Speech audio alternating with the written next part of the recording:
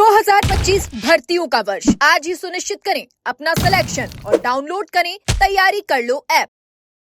ये शहीद स्मारक पर बड़ी संख्या के अंदर छोटे भाई छोटी बहनें इस तपती धूप के अंदर भजनलाल सरकार का ध्यान आकर्षित करने के लिए इकट्ठा हुए। बहुत बहुत बधाई आपको। और निश्चित रूप से आप जब लड़ोगे तभी कुछ मिलेगा। और लोकतंत्र के अंदर जो चीज अपना आप मिल जानी चाहिए वो सरकारों का काम है, लेकिन दुर्भाग्य से हमें हर वाजिब काम के लिए भी सड़क पर बैठना पड़ता है। और जब सड़क पर बैठोगे तभी सरकार की नजर में जाएगी, और सड़क पर नहीं बैठोगे तो सरकार को पता ही नहीं क्या हो रहा है क्या नहीं हो रहा है। और भजनलाल जी की जो सरकार है वो कौन चला रहा अभी तक किसी को पता ही नहीं लगा कि आखिर जो सरकार चल किस जगह से रही है। इतना बुरा समय कि पहली बार ऐसी निकम्मी नकारा सरकार और इतना निकम्मा विपक्ष। विपक्ष तो वही माना जाएगा कांग्रेस पार्टी। मैं तो विपक्ष वही लड़ी रहा हूँ, थर्ड फ्रंट होगा, ठीक है। कांग्रेस बीजेपी में बयान देगी, बीजेपी कांग्रेस के बयानवीर फोटो छपवा लेंगे, एक दूसरे से गले मिलेंगे, गुलाब जामुन रसगुल्ले। भजनलाल कह रहे रात के अंधेरे में कांग्रेस के नेता मिल जाते हैं, इसीलिए अभी तक एक ही पकड़ा गया। बाकी जो ईडी की रेड और सीबीआई की रेड हुई उसके अंदर गिरफ्तारियां नहीं हुई। 15 साल के अंदर जिस तरह राजस्थान बदनाम हुआ पेपर लीक की घटनाओं ने, राजस्थान के प्रत्येक नौजवान प्रत्येक किसान को आहत किया। अब तो पढ़ने वाले बच्चे ये कहने लगे कि साहब पढ़ाई तो कर रहे हैं, पेपर का जुगाड़ हो जाएगा क्या। और जब मैं वहां दिल्ली जाता हूं तो सेंट्रल हॉल और हम जो बैठते हैं एमपी, तो बाहर के एमपी भी ये कहते हैं कि हनुमान जी आपके वहां अगर डिग्री मिल जाए तो 2-4 बच्चों को एडजस्ट करा दो। हमारे यहाँ तो शक्ति हो गई, राजस्थान में पोल पट्टी खुली हुई है, उधर हो सकता है कि डिग्री मिल सकती है। ये जो राजस्थान के माथे में बदनामी का कलंक और टीका लगा, ये दाग वसुंधरा गहलोत के साथ साथ भजनलाल भी इसके अंदर शामिल है, और ये आपको स्वीकार करना ही पड़ेगा। और मैं राजस्थान को बार बार कमजोर इसलिए कह रहा हूं कि राजनीतिक रूप से अभी भी संघर्ष आप लोग नहीं कर पाते। आते हो, मिलते हो, कर्मचारियों को मैंने बड़े आंदोलन देखे, कर्मचारी लड़ेगा, फिर सरकार थोड़ी सी मदद कर देगी तो जय जयकार चालू कर देगा। ये हालात राजस्थान के अंदर है। ये ऐसा स्टेट है जब तीसरे मोर्चे की कभी सरकार नहीं बनी। भाइयों मैं आह्वान करूंगा कि आप ये तो आपका मुद्दा है, आपके मुद्दे की मैं बात करूंगा। आप हरियाणा मॉडल लागू करने की बात करें, निश्चित रूप से मैं आपके साथ हूं। मेरे 5,500 भाई बहन जो 2014 से 11 साल की सेवाएं गांव के ग्रामीण इलाकों के अंदर बेटियां किस तरह देती है, बच्चे किस तरह देते हैं, हालात क्या गांव के अंदर हम जानते हैं। कि तो आज तो स्कूल में छोटा सा कुछ बात हो जाए तो सीधी टीचर पर लोग लड़ने के लिए आ जाते हैं। मेरे वाले जमाने नहीं रहे। मैं सरकार से इस मामले में आपके लिए ये भी मांग करूंगा कि आपके हरियाणा मॉडल लागू करें और आप सबको परमानेंट करें, क्योंकि 4 लाख पद खाली है। तो 4 लाख पद खाली है तो 5500 ये भरो, कुछ और भरो, जब होगा कैसे भरोगे बताओ। 1.5 साल तो निकल गया भजनलाल जी। जेटीए का एग्जाम आपने कराया और वो पहले तो पेपर लीक होते थे, इसमें तो ओएमआर सीट ही गायब करा दिया आपने बिना सिग्नेचर ओएमआर। आप तो अशोक गहलोत को जरूर निकले कि वो पेपर लीक करवाते थे उनके मंत्री।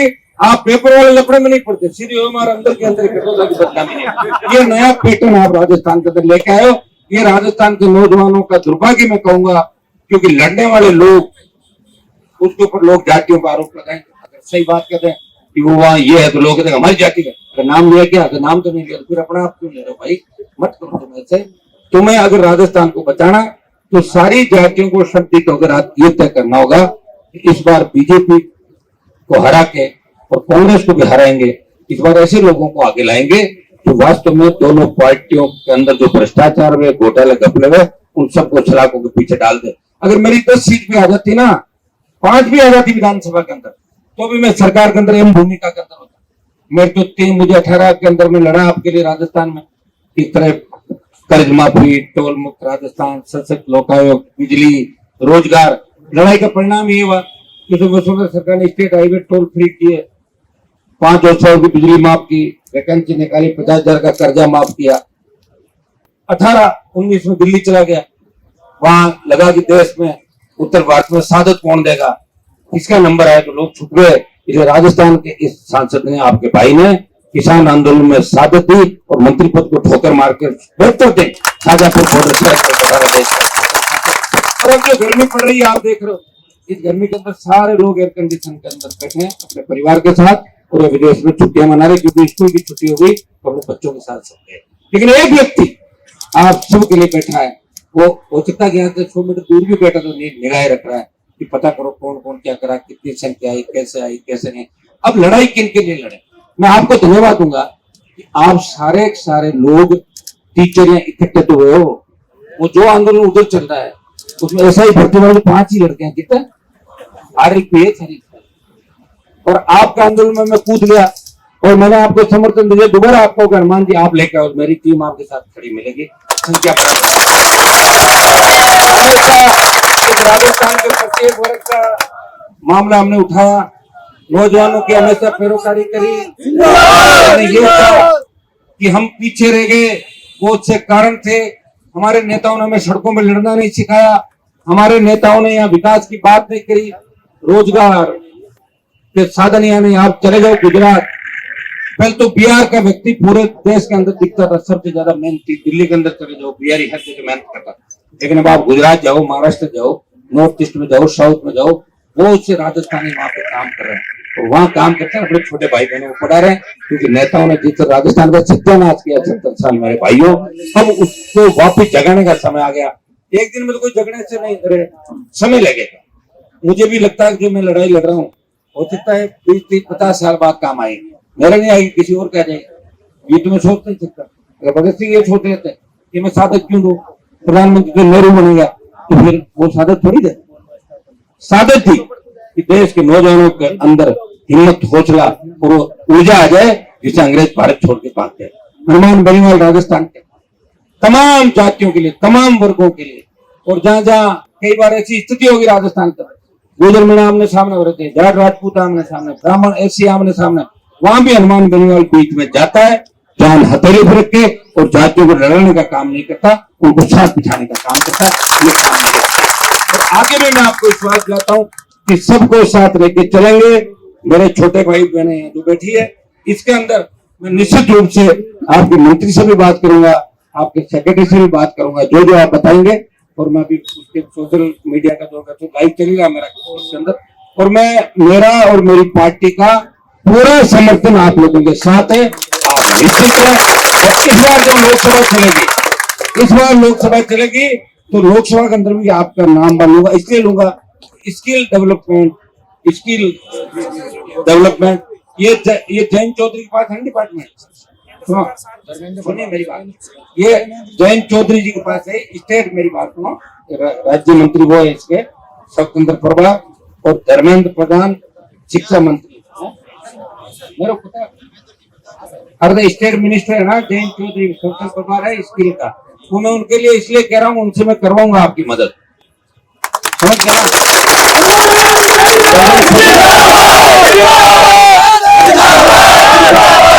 अब जब अभी तो बात आपकी कर ही रहे हैं, और उसके बाद इस बार जब लोकसभा चलेगी तो निश्चित रूप से 5 लोग डेलीगेशन के साथ आप आना। मैं दोनों मंत्री जो धर्मेंद्र प्रधान और जयंत चौधरी है, उनके पास आपको लेके जाऊंगा और आपके इसका समाधान भी कराऊंगा। यहाँ आज आपका जो सांकेतिक है, जो भी डेलीगेशन आपका जा रहा है, क्या बात हो रही है, मुझे आप नहीं अपडेट किया होती मुझे देना। निश्चित रूप से मैं आपके साथ हूँ, आपको न्याय दिलाऊंगा। और आज के जमाने के अंदर 20,000 रुपए में तो मेरे हिसाब से छोटे सा परिवार भी नहीं चलता। और सैलरी जो आपकी बाकी है, सैलरी जो आपकी बाकी है, मैं आज ही इसके लिए बात कराऊंगा, आपको सैलरी जल्दी मिले। मैं ये कोशिश कराऊंगा आज कल के अंदर आपकी सैलरी आपके खातों के अंदर। आधा डेलीगेशन जाके गए, उन्होंने बात करी होगी, और जो बची हुई बात है वो मैं करूंगा। मैं आपके साथ हमेशा खड़ा मिलूंगा, कंधे से कंधा मिला के एक ही आह्वान करूंगा राजस्थान के जवानों का कि कांग्रेस बीजेपी का हमेशा चखा आपने 70 साल, इस बार नया फ्रंट, नई ताकत के साथ सारे लोग आ जाओ। हर जाति का नया नेता भी तैयार कर दूंगा, मजबूत आदमी तैयार कर दूंगा। और राजस्थान में किसी बहन बेटी की जिस तरह महिला अपराध के अंदर नंबर 1 पे चले गए, क्या बेइज्जती हुई दिल्ली में मेरे भाइयों, और कौन सुधारेगा इसको बताओ? नौजवान, हर क्रांति का नायक नौजवान, लेकिन ये नौजवान पता नहीं कमजोर क्यों पड़ रहा है। मेरा लग रहा है मोबाइल आने के बाद ज्यादा कमजोरी आ गई बच्चों की, मोबाइल भी करते रहते हैं, सारा काम है ना। 12 से 5 सोना। लड़के मुझे फोन करते हैं कि साहब आप घर कब पहुंचोगे? वो क्यों, क्या हो गया बताओ? कहने आपसे मिलना था, धरने पा जाओ। सर मेरे साहब गर्मी बहुत पड़ रही इधर। तो मैं तुम्हारी उम्र कितनी? 28 साल। मैं 51 भाई। गर्मी में मैं बैठाऊंगा तो ये जब फोन कर दो बस मेरे तो एक छोटा सा काम था, फोन करके भाग जाऊंगा यहाँ से, दोबारा नहीं आऊंगा, काम करा के निकल जाओ। ये मानसिकता राजस्थान में जवानों की मानसिकता हो गई। तो फिर इसमें बदलाव कौन करेगा बताओ मुझे। मैं और डॉक्टर साहब पे लड़ रहे थे साथ, लड़ते लड़ते डॉक्टर साहब को पता नहीं क्या सूझी, मुझे तो कह दिया आप विधानसभा चलो वापस आ रहा हूँ, तो सुंदरा के पास चले। फिर 2-3 के साथ और लड़ा, वो भी भागे छोड़, अकेला बचा हुआ आदमी हूँ, लड़ रहा हूँ। लेकिन मैं आपको विश्वास दिलाता हूँ, अकेला और आरएलपी बनी 66 साल बाद, भारतीय आदिवासी पार्टी बनी उनके बाद, और इस बार कुछ नए नौजवानों को और भी लेंगे और लेके नए राजस्थान के निर्माण में आपका बहुत बड़ा सहयोग है। एक व्यवसायिक जो ट्रेनर है वो 200 वोटों को प्रभावित कर सकता है। लेकिन अभी आप प्रभावित कर रहे हो सिर्फ बीजेपी और कांग्रेस के लिए, मेरे लिए भी कर रहे हो, छोटा मोटा मना नहीं कर रहा हूँ। लेकिन मैं अभी फ्यूचर का उपचुनाव था, मुझे बड़ा धक्का लगा कि चलो दूसरे लोग तो वोट देख नहीं गए, लेकिन पढ़ा लिखा जो फ्यूचर कॉन्स्टिट्यूंसी का वोटर था, मैं 9 चुनाव में पहली बार एक अनपढ़ आदमी को उन्होंने वोट डाला मेरे सामने, और अब कह रहा साहब चूक हो गई चूक, कर्मचारी नहीं हरा दिया। बताओ इच्छा अंदाज लगा क्या साहब राज है, बदली कराने हैं, 2 पैसा की आमदनी हो जाए, पोस्टिंग मिल जाए, खा ले खुल जाए। अरे तुम नौजवान के मन में अगर खाने की हो गई तो देश में बदलाव कौन करेगा बताओ मुझे, कौन राजस्थान में बदलाव करेगा? क्या मैं जो भाषण दे रहा हूँ ऐसे भाषण किसी कांग्रेस बीजेपी को नेता खड़ा होकर मंच पर दे सकता है? क्या दे दे, ईडी आ जाएगी, सीबीआई आ जाएगी, रात को उसको पैर पकड़ने पड़ेंगे जाके अपने आप। वीडियो रिकॉर्डिंग और करता है, बदलने का नया सिस्टम कर दिया इनको पता, मुझे तो कभी भी जाना है, जो भी मिलने जाता है उसकी वीडियोग्राफी करा देता, फोटो खींच लो, सिग्नेचर करता है, बाद में कहते देखो देखो ये मेरे से मिलना है, क्योंकि इतना इनके मेच्योरिटी नहीं है ना, बड़े स्तर पे लोग इस तरह नहीं करते। ये नई लेके आए सारा चीज, इनको पता भी नहीं। यानी जो हालत राजस्थान में, इससे बड़ा दुर्भाग्य नहीं कि पर्ची वाले सीएम के नेतृत्व में हम लोग राजस्थान में बैठे, कर भी क्या सकते? मेरे पास एक एमएलए भी नहीं, समर्थन दिया होता तो वापिस खेच लो, क्या करूँ बताओ। लड़ तो रहा हूँ, कर ही रहा हूँ, लोकसभा के अंदर आपका सम्मान बढ़ा रहा हूँ।